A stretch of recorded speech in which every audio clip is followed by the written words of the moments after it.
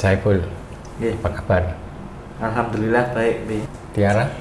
Alhamdulillah baik, Pi. Baik ya. Ya.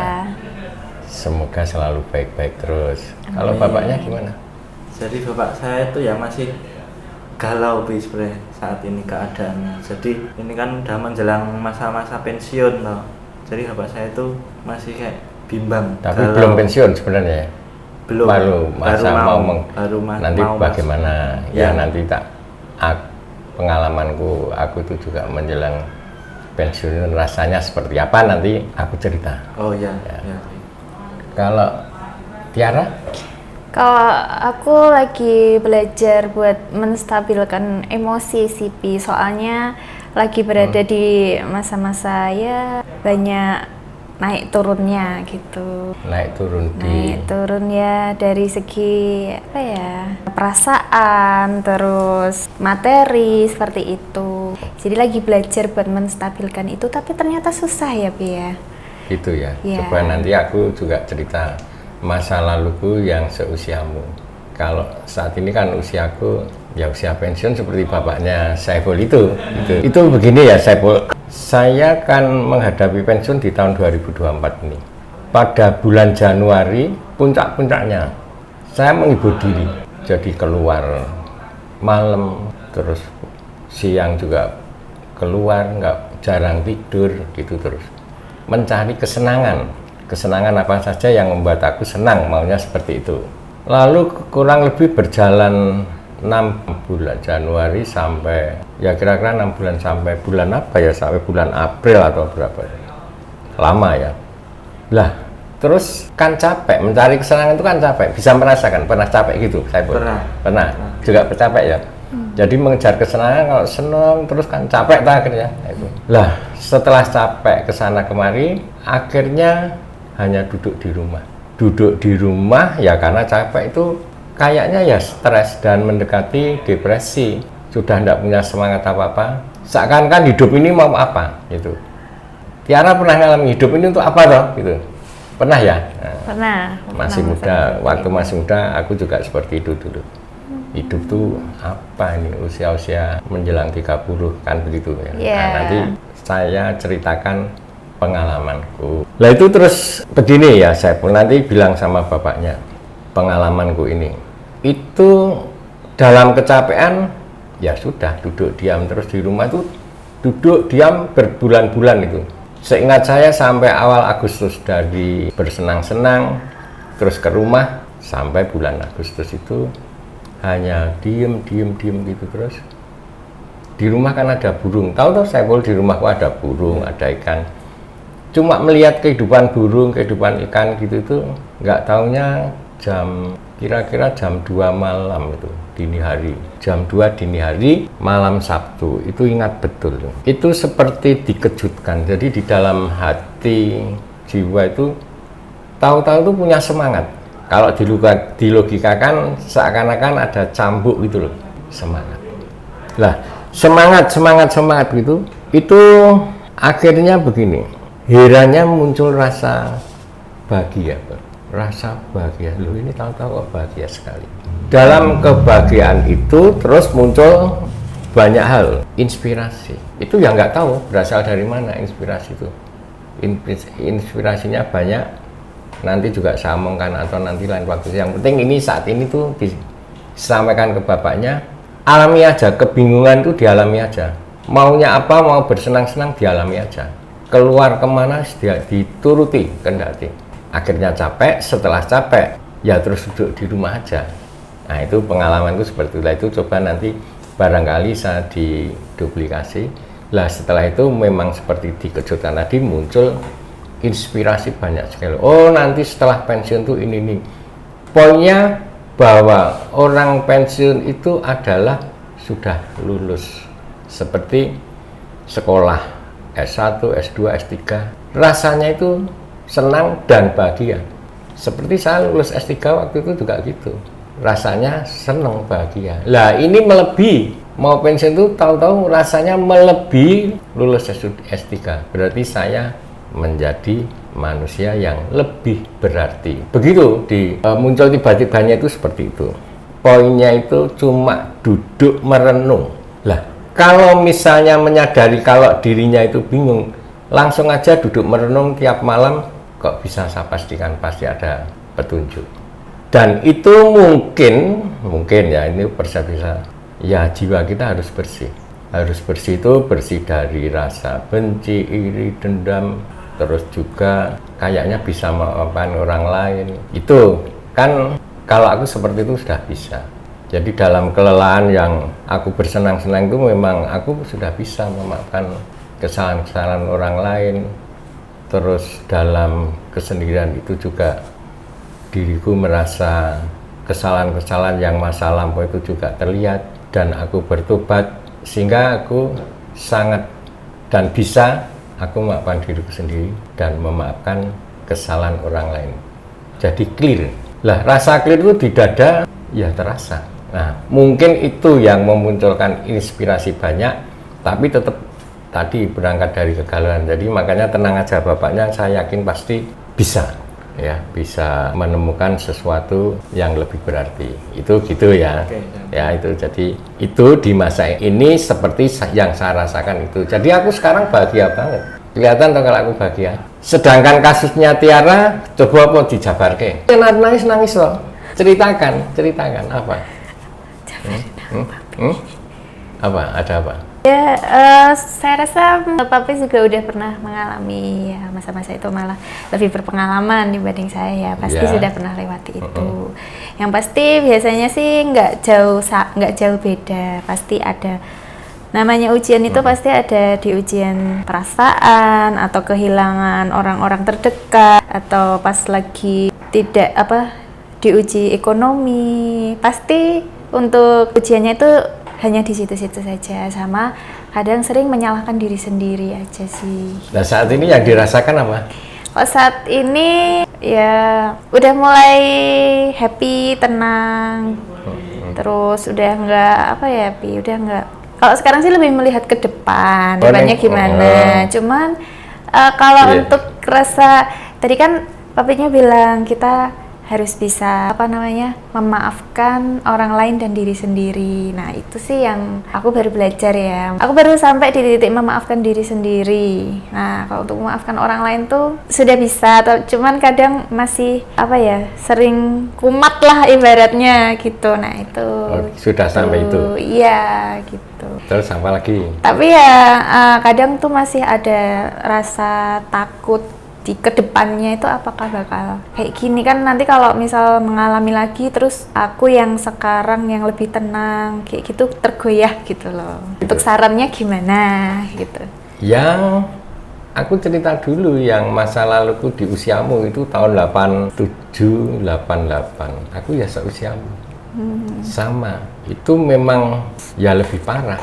Usia itu lebih parah. Anaknya masih kecil, satu, umur 3 tahun, anakmu umur berapa nih? Kalau sekarang 5 tahun. 5 tahun. Terus juga mengalami kegalauan yang luar biasa, bahkan tuh di jantung itu berdebar-debar, ya agak ada gangguan jantung. Tapi waktu itu memang ada saran dari seorang dokter, kalau dokter sarannya suruh meditasi, sedangkan aku meditasi kan nggak tahu.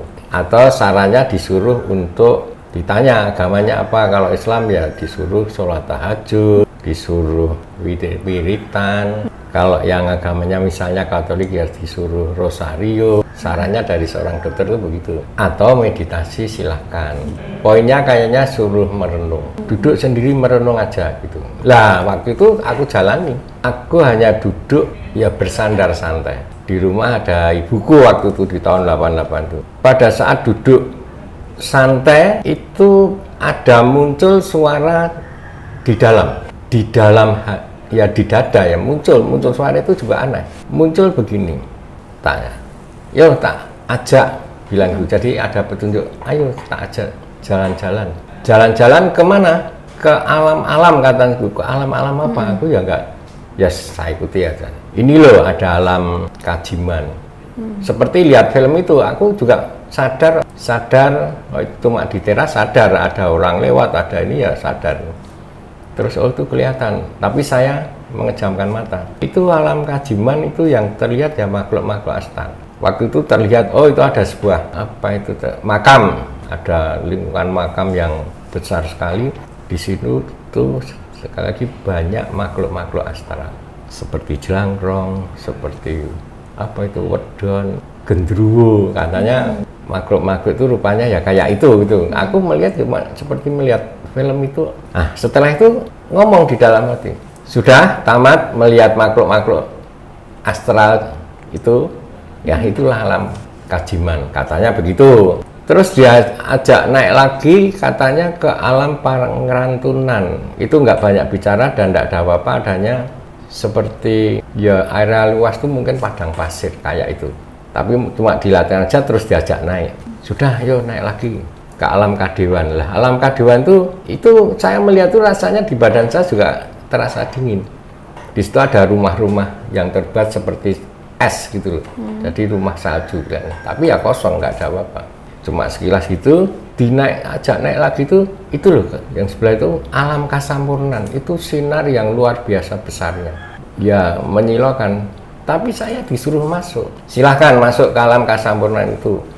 Tapi nanti kalau masuk hati-hati loh, kalau keenaan nggak mau kembali. Waktu itu juga ada rasa takut aku. Nggak usah lihat dari sini aja. Tapi terus dia maksa, sudah masuk aja, nanti saya dampingi. Terus saya masuk. Begitu saya masuk tuh kelihatan wajah saya, jeleger saya, ya fisik saya seusia itu. Seusia ya sekitar 3 bulan lah. Dia ngomong, itu kamu masuk kelihatan toh. Terus sambil ngomong, wujudnya semakin belakang mundur, kelihatan begitu. Nah itu waktu kamu usia mahasiswa, di situ terlihat aku dengan teman-teman mahasiswa. Ya terjadi dialog dengan teman-teman, tapi nggak dengar dialognya apa, cuma arahnya itu dari dalam diriku tuh menunjukkan itu. Terus usia SMA, usia SMP, usia SD, dan seterusnya kelihatan terus. Dan ini sih yang juru bicara ini menjelaskan itu usia SMP, itu usia SD dengan teman-teman itu balita, itu diterangkan. Jadi itu memang ada seorang bayi gitu, ternyata katanya bayi saya. Terus ini aneh lagi, waktu keluar dari rahim ibu itu ya kelihatan. Lah itu bayi ngowek. Suaranya ya ngowek, saya dengar. Suaranya di sini saya. Nah itu waktu kamu masih bayi, lahir dari gua garban ibumu itu. Yo diteruskan. Nah, diteruskan tuh. Lah itu di dalam rahim, bahasanya waktu itu apa ya, awakmu tuh melungker kandungan 9 bulan, terus medun lagi 87 sampai 1 bulan, itu hanya titik, baru titik. Nah, baru titik dia mati, hilang atau enggak ada. Lah kamu baru diukir jiwa raganya oleh bapak ibumu. Itu begitulah. Itu maknanya apa aku tidak tahu. Barangkali nanti kalau saya pulau Tiara ketemu orang tua, pengalamanku itu ya di alam Kasampurnan seperti itu. Sopo yang memberikan petunjuk pada diri saya, yang ada di dalam diri saya itu siapa? Sampai sekarang masih misteri itu. Menarik ya, Bi. Tapi untuk itu tadi kan ada petunjuk kalau kamu masuk ke cahaya itu nanti kalau terlalu nyaman nggak bisa kembali. Terus ceritanya gimana? Papi bisa kembali gitu? Nah itu aku takut. Waktu itu takut, tapi terus enggak, sudah pokoknya masuk. Dan yang dipetunjuk di sini itu ya ketawa-ketawa, enggak apa-apa masuk. Cuma gitu aja, terus yes masuk gitu aja. Ya, cuma saya takut engkau bali tenan waktu itu ya. Yang perlu saya tanyakan juga, barangkali ada yang dengar pengalaman saya itu, petunjuk ini sopo yang memberi petunjuk dalam hati. Terus di alam Kasampurnan melihat dirinya sendiri, akhirnya mengecil ki opo, kok kilas balik gitu loh. Ini pertanyaan besar, masih misteri selama 30 tahun lebih loh, belum terjawab. Kalau saya ketemu waktu itu dengan siapa gini, ya bisa menjawab, tapi tidak sesuai dengan apa ya dirasakan, kelihatan. Kayaknya belum sesuai, belum sesuai dengan apa ya, dengan perasaan saya ya. Tapi saya tidak tahu, Pak. Ini apa ya mana nih? Nah itu ya. Jadi itu hasil renungan seperti itu. Terus ini lagi ada nasihat begini. Di lain waktu ya duduk itu ada nasihat sebenarnya banyak, tapi yang berkesan sampai saat ini begini. Ojo seneng neng dhuwur. Ojo seneng dhuwur, jangan senang di atas. Ya neng dhuwur yang tiba loro. Kalau di atas, kalau jatuh sakit. Manggono neng ngisor. Bertempatlah di bawah. Neng ngisor kuwi ora, di bawah tidak akan jatuh kan. Neng ngisor kuwi iso mendhuwur. Di bawah iso mendhuwur. Itu bermalam-malam nasihatnya itu. Kalau itu kayaknya juga sudah ada, aku tahu jawabannya. Apa realitanya tahu. Karena aku kan pernah jadi orang di atas, jadi orang pertama. Jadi orang pertama dan jatuh ya lorotan, ya sakit betul, nah itu sakit betul. Lalu itu tangguh pegangan yang sekarang sudah tua ini, oh ya wis. Kalau saya sekarang ya senang di bawah.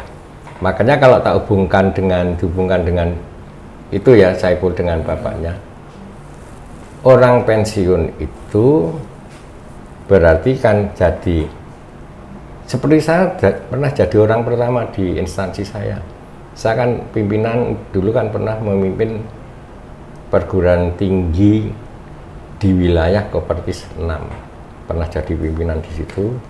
Terus sekarang kan menjelang pensiun ini dosen biasa menjelang pensiun kan juga sudah jadi kan di bawah ini. Nah, itu tak saya hubungkan dengan yang saya sampaikan Saiful tadi. Ini yaitu jadi bahagia. Jadi merenung yang dulu seperti itu. Ya.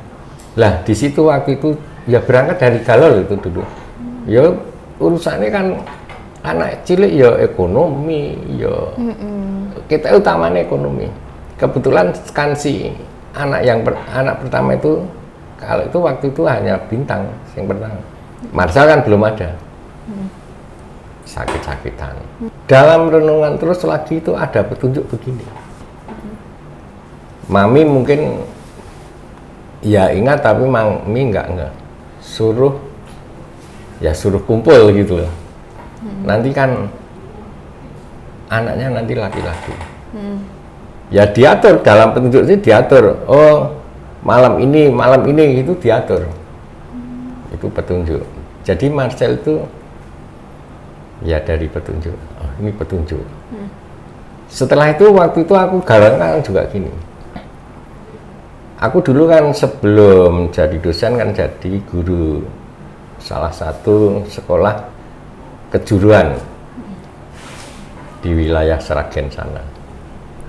Lah itu mau jadi dosen itu nggak boleh, tidak dimasukkan jadi dosen, padahal saya pengen banget jadi dosen.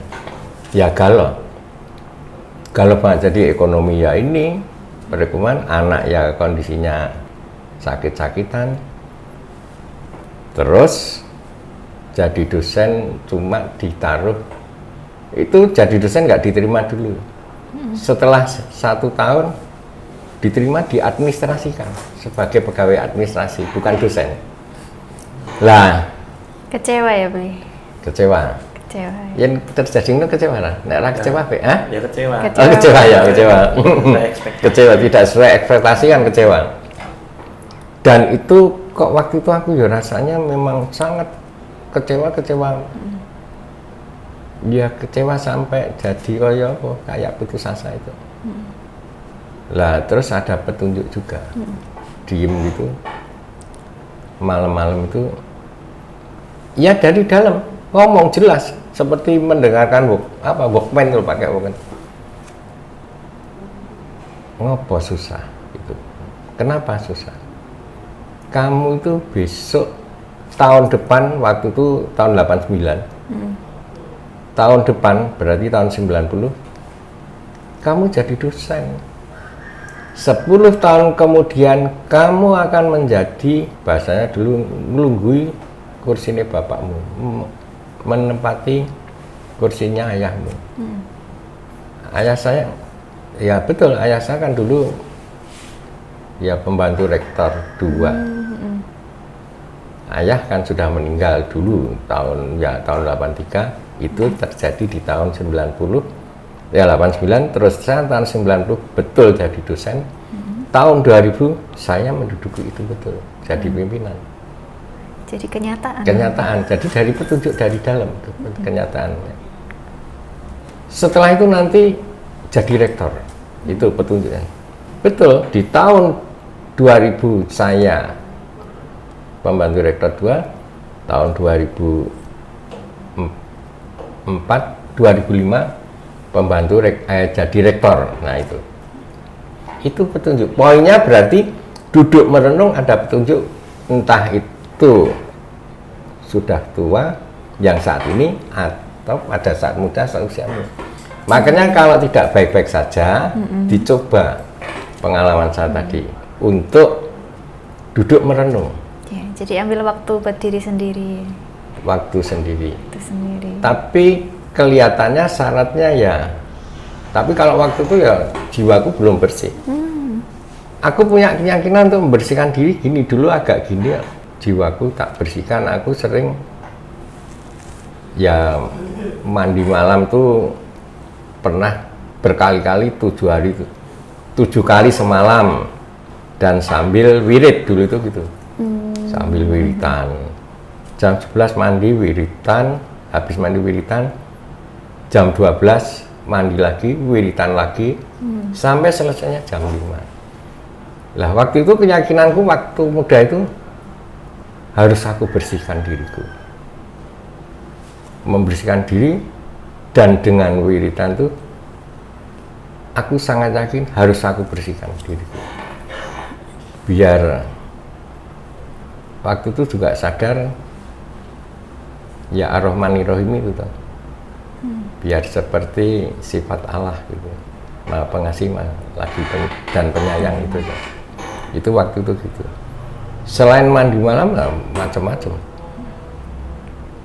sampai dengan ya menyatu dengan alam, ke gunung-gunung, dan bahkan pernah loh waktu itu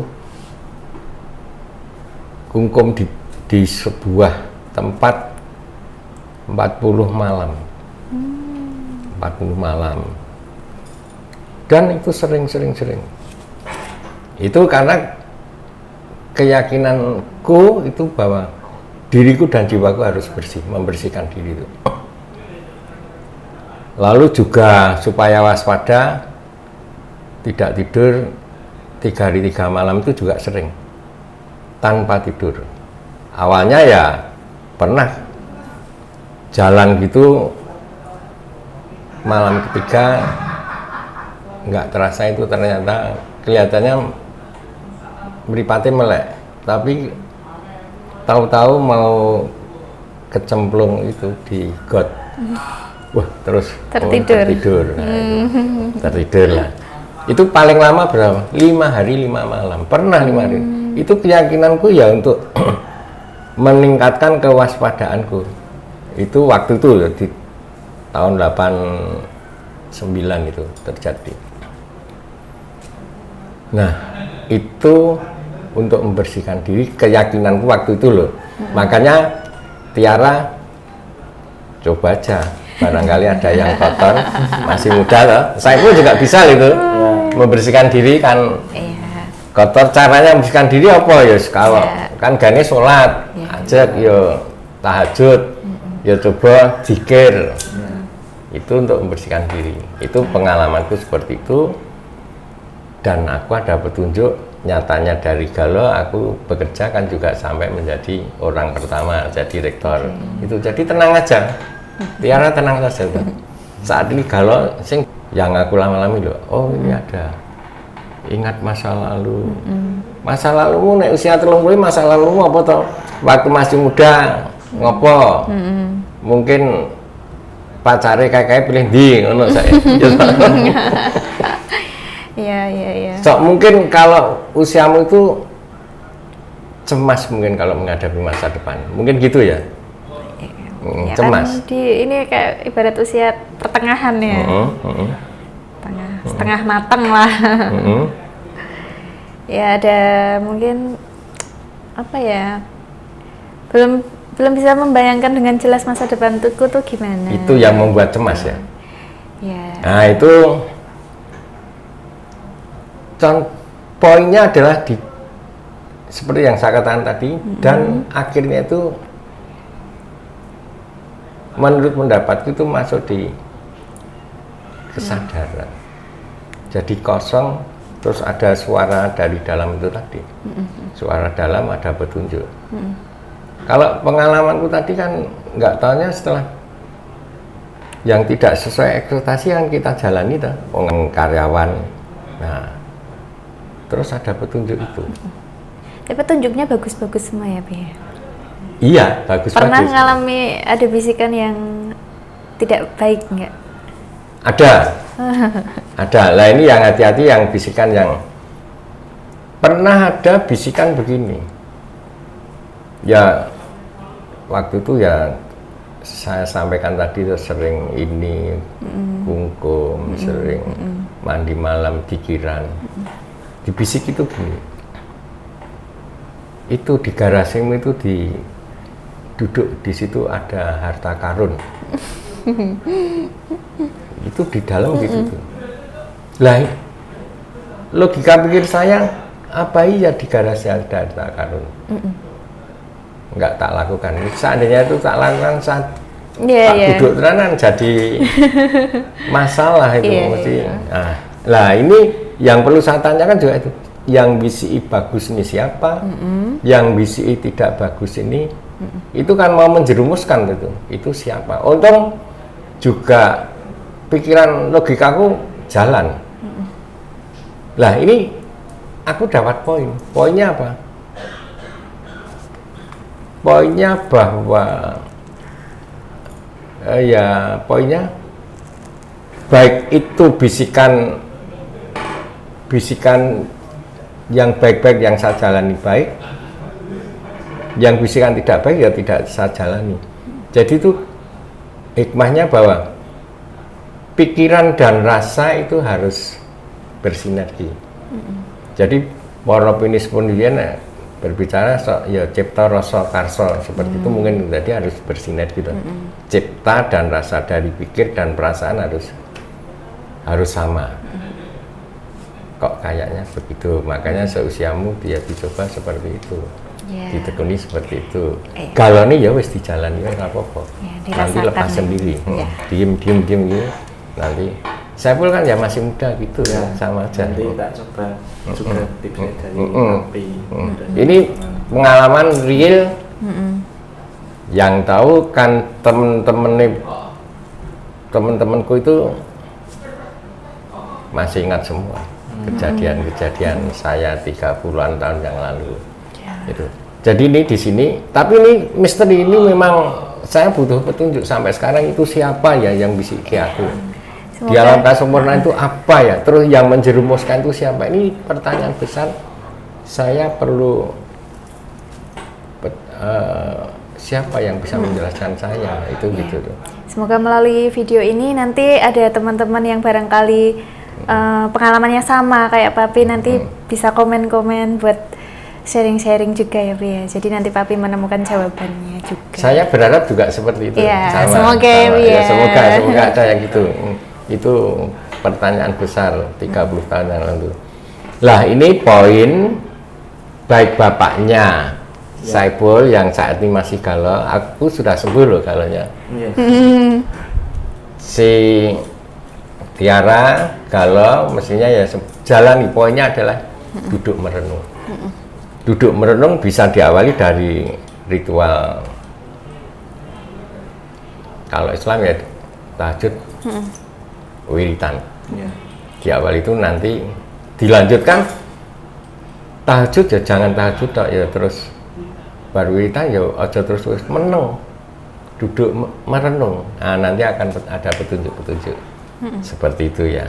Nah ini ya semoga bapaknya Saiful nanti juga kapan-kapan saya tak ketemu bapaknya Pul ya. Nah, tak ke sana ya, nanti bisa bincang-bincang langsung. Kalau Tiara ini langsung ini memang dipantau terus dan ini kelihatannya juga sudah baik-baik ini, sudah baik. Ya, sudah baik. Ya mungkin itu dulu ya. Iya. Semoga kita selalu sehat Amin, amin. dan